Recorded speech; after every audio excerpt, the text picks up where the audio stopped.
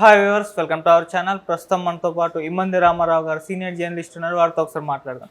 Sir నమస్కారం. Sir నమస్తే బాబు. Sir మరి కేంద్రంలో ఎన్డీఏ ప్రభుత్వం చంద్రబాబు నాయుడు గారు అండ్ నితీష్ కుమార్ గారు వీళ్ళిద్దరి సహకారంతో ప్రభుత్వాన్ని ఏర్పాటు చేయడం మనం చూస్తాం. అయితే ఈ ఎన్డీఏ ప్రభుత్వం ఎక్కువ కాలం కొనసాగదని చెప్పేసి మమతా బెనర్జీ గారు అయితే తన అభిప్రాయాన్ని వ్యక్తపరిచారు. ఈ రోజు ఇండియా కూటమి ప్రభుత్వాన్ని ఏర్పాటు చేయకపోయినా రేపు ఏం జరుగుతుందో తెలియదు, రేపు మారచ్చు అని అంటున్నారు. అంటే మరి ప్రభుత్వాన్ని కూల్చడానికి వాళ్ళు ఏమైనా ప్రయత్నం చేస్తున్నారా, మరి నిజంగా ఎన్డీఏ ప్రభుత్వం ఎక్కువ కాలం కొనసాగదా అని డౌట్స్ అయితే సాధారణంగా అందరిలో కలుగుతుంది. సార్ మరి మీ ఒపీనియన్ దీనిపైన? ఎన్డీఏ ప్రభుత్వం ఎంతో కాలం కొనసాగదు అనుకోవడానికి వీళ్ళ తాలూకా అంటే అత్యాస, తొందరపడుతున్నాం తప్ప మోదీ చాలా చతురుడండి. ఎంత చతురుడంటే మనం మోదీ ఆత్మగా ఫీల్ అవుతున్నటువంటి అమిత్ షాని ఎంత పక్కన పెట్టాడు. అంటే శరీరాలు వేరైనప్పుడు కూడా ప్రాణం ఒకటే అన్నట్టుగా ఉన్న వాళ్ళిద్దరూ అంటే అవసరార్థం అంటే ఎవరు కావాలి. ఆయన మాట వరుసకి ఈ ఆంధ్రదేశం లేకపోతే బీహారు లేకపోతే ఇంకేదో చెప్తున్నప్పుడు కూడా ఆయన మనసులో ఉంది ఎక్కడ డ్యామేజ్ జరిగింది, ఏ విషయాల్లో అమిత్ షా పట్టించుకోలేదు. ఇక్కడ లా అండ్ ఆర్డర్స్ ఎందుకు పూర్తిగా భిన్నం అయిపోయాయి. లా అండ్ ఆర్డర్స్ భిన్నం అయిపోయినట్టయితే that indicates the inefficiency of the కేంద్రం హోమ్ మాట. అందువల్ల అవన్నీ ఆయనకు అర్థమయ్యాయి. అంటే ఎక్కడ తగ్గాలో ఎక్కడ నగ్గాలో అన్నట్టు మోదీకి ఎక్కడ నగ్గాలో తెలుసు, ఎక్కడ తగ్గాలో తెలుసు. ఎక్కడ తగ్గాలో తెలిసిన వాడు కాబట్టే ప్రధానమంత్రి స్థాయిలో ఉన్న మోడీ పవన్ కళ్యాణ్ని అంతమంది సీనియర్స్ ఉంటుండగా, అంతమంది పార్లమెంటేరియన్స్ ఉంటుండగా ఆకాశాన్ని పోవలసిన అవసరం లేదు.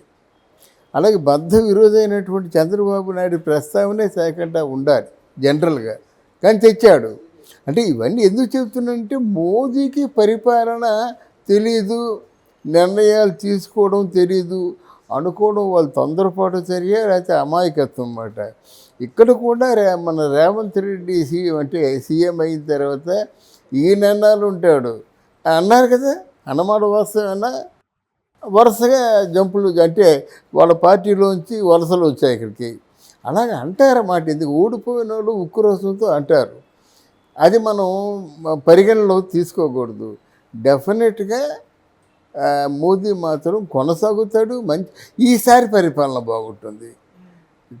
లాస్ట్ పరిపాలనలో కొన్ని అవకతవకలు జరిగి లా అండ్ ఆర్డర్స్ మిస్ అయ్యి కరప్షన్ పెరిగిపోయి ఇదంతా ఆయన తెలుసు, తెలియదని కాదు. కానీ ఈసారి పరిపాలన బాగుంటుందని ఘంటాపథంగా చెప్పగలను. అంటే రాష్ట్రాలకి నిధులు ఇవ్వడం కానీ, రాష్ట్రాలకి జవాబుదారీతనం ఉండడం కానీ ఇవన్నీ ఈసారి రెక్టిఫై అవుతాయి. ఇక మమతా బెనర్జీ విషయానికి వచ్చినట్టయితే మొదట్లో బాగుండేది. తర్వాత పదవీ దాహం ఎప్పుడైతే ఉండేదో చాలా నేత చీరలు, పలచని చీరలు, చాలా సింపుల్గా చెప్పులు ఉండేవన్నమాట. కానీ పదవీ దాహం మొదలైన తర్వాత ఈ పదవీ దాహం ఎలాంటిదంటే ఒక రచయిత చెప్తాడు. ఏమంటాడంటే మనిషి రక్తం రుచి మరిగిన పెద్ద పులి ఊరుకోలేదు. ఇక ఒక్కసారి రక్తం పీల్చడం నేర్చుకుందంటే ఊర్లోకి వచ్చేస్తుంది. అలాగా ఈ రాజకీయ నాయకులు కూడా ఈ క్యాన్వాయిలు, తర్వాత ఏమో ఈ గౌరవాలు, ఇవన్నీ జైహో అండాలు ఇవన్నీ రుచి మరిగిన తర్వాత పిచ్చెక్కిపోతారు అన్నమాట రాజకీయాలు. లేకపోతే అట్లాంటి పనే చేసింది.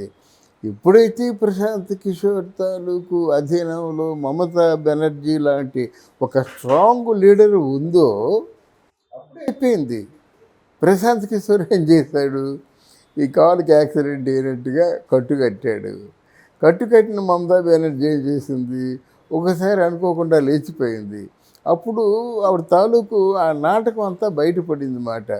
ఎందుకంటే సహజంగా ఎక్కువ గీతలు ఉన్నప్పుడు బోర్డు మీద రాస్తే ఆ గీతల్లో ఈ గీత కనిపించదు. కానీ మామూలు వైట్ పేపర్ లాంటి దాని మీద గీతలు గీస్తే స్పష్టంగా కనిపిస్తాయి. అదే జరిగింది మమతా బెనర్జీ విషయంలో. ఆవిడ ఎక్కువ తప్పులు చేయలేదు, తప్పులు చేయకుండా రాజకీయ నాయకులు ఉంటారు, తక్కువ తప్పులు చేసింది. ఇప్పుడు పదవీ దాహం ప్రారంభమైందన్నమాట. ఇప్పుడు తరం అవుతుందంటే మోదీ గారిని దించడం, తర్వాత మోదీ గారిలో మార్పు రావడం చాలా గమనించి ఇప్పుడు వలసలు పోతున్నారు. బీజేపీలోకి. ఇక్కడ తెలంగాణలో బాగా వాళ్ళు ఇప్పుడు తెలంగాణలో వలసలు వెళ్తున్నారు, ఆంధ్రాలో కూడా బీజేపీ పార్టీ ప్రాణం పోసుకుంది కనుక ఇట్లాంటివన్నీ ఊహాగానాలే కానీ మనం పరిగణలో తీసుకోలేము. Modi is great. అంటే సార్ ఎన్డీఏలో అంటే ఏదైనా చిన్న గొడవలు అటు ఇటు అయినా కూడా కొంతమంది విభేదించి బయటకు రావడం అని చూస్తుంటాం. వాళ్ళని ఇండియా కూటమి క్యాప్చర్ చేసే అవకాశం ఉంది కదా! అంటే ముందు నుంచి కూడా చర్చలు జరుగుతున్నాయి. విభేదాలు కంపల్సరీగా వస్తాయని చెప్పి. కరెక్ట్. ఈ ఆలోచన నీకే ఉంటే మోదీ గారికి ఉండదా? కాదండి. ఈ ఆలోచన నీకే ఉంటే మోదీ గారికి ఉండదండి. ఎవడెవడు జంప్ చేస్తున్నాడు, ఎవడు వస్తున్నాడు, వచ్చేవాడు ఎవడు, వాడికి ఏం కావాలి, ఇవన్నీ ఆయనకు ఉండవండి. అది ఒక పట్టాభిషేకాన్ని అంత కాలదన్నుకుంటారా ఎవరైనా? గనక అదంతా మనం ఊహాగానాలు. కానీ డెఫినెట్గా ఈసారి మోదీ మంచి అంటే better than the last term అన్నమాట. మంచి పరిపాలన అందిస్తాడు. ఎవరెవరికి ఎలా బుద్ధి చెప్పాలో చెప్తాడు. ఒకవేళ పొరపాటున ఎన్డీఏలోంచి వెళ్ళిపోయినట్టయితే వీళ్ళందరి ప్రాణాలు ఆయన పిడికిట్లో ఉన్నాయండి.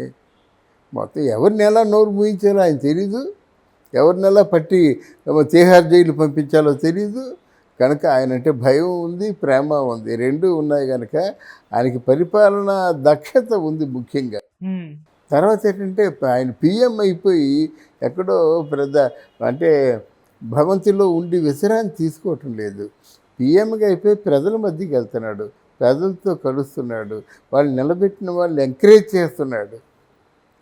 ఎవరైతే నిలబెట్టారో రావాల్సిన అవసరం లేదండి. ఆంధ్రాకి తెలంగాణకి రావాల్సిన అవసరం లేదండి. ఎవరో ముఖ్య నాయకుడు వస్తే చాలు. కానీ అండు వస్తున్నాడు, ఎండనక వాననక కష్టపడుతున్నాడు, పార్టీ బాగోగులు చూస్తున్నాడు, ఎవరికైనా ఏదైనా కావాల్సినట్టయితే అందిస్తున్నాడు. ఇన్ని రకాలుగా రాగలమాట. అది మోదీకి బాగా తెలుసు. సార్ ఈవెన్ అంటే ఇండియా కూటమి నితీష్ కుమార్ గారికి కూడా పిఎం పదవి ఆఫర్ చేసింది అని చెప్పేసి బయట పెట్టడం చూసాం నిన్న మన ఎన్డీఏ కూటమి వాళ్ళు. అంటే మరి ఆయన అయితే వెళ్ళలేదు. మరి ఫ్యూచర్లో ఏమైనా ఎన్డీఏ కూటమిలో ఉన్న వాళ్ళకి ఆఫర్ చేస్తే వెళ్ళే ఛాన్సెస్ ఏమైనా కనిపిస్తాయంట? ఇండియాకు గెలవాలి కదండి. ఇప్పుడు లాస్ట్ ఇయర్ పరిపాలనలో కొన్ని మళ్ళంటే చెప్పుకున్నాం ఈ లోపాలు ఉన్నాయండి. కుటుంబంలో ఎక్కడో గొడవ జరిగి అరాజకాలు పెరిగిపోతుంటే కుటుంబ పెద్ద పట్టించుకోలేదు కదా. అవినాష్ రెడ్డి పూర్తిగా హత్యకి సూత్రధారని తెలిసిన తర్వాత వెంటనే మూయించేయాలి కదా, కవితను మూయించినట్టు. ఇట్లాంటివి కొన్ని ఉన్నాయి. కొందరిని కాపాడడం, కొందరిని జైల్లో వేయడం చేశారు కనుక అలా ఉంది. ఇప్పుడు అలా కాదు కదా. మళ్ళీ ఇండియా కూటమి గెలుస్తుందని నేను అనుకోను. ఎందుకంటే ఆయనకి లీడర్గా ఓ సీరియస్నెస్ లేదు. అది పెద్ద పొరపాటు. కష్టపడుతున్నాడు, ఇవన్నీ చేస్తున్నాడు, కానీ లీడర్గా సీరియస్నెస్ లేదు. సీరియస్నెస్ లేని వ్యక్తికి రాజకీయాల్లో పెద్ద ఇంపార్టెన్స్ ఉండదు. Okay sir, thank you so much sir. Thank you.